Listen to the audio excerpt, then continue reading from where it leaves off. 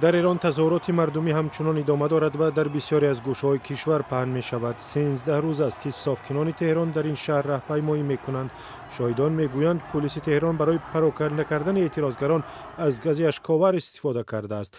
عین زمان اینترنت را در گوشه‌های گوناگون کشور قطع کردند تا دسترسی به گزارش‌ها درباره تظاهرات ناممکن شود.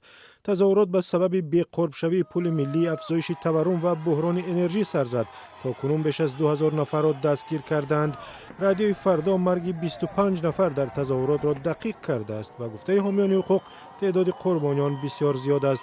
تظاهرات تقریباً 2 هفته‌ای از بزرگترین تظاهرات در ایران پس از سال 2022 با شعار زن، زندگی و آزادی است. در حرکتی که خشم مردم از حکومت را نشان می‌دهد، تظاهرگران پرچم ایران را در شهر مشهد پاره کردند.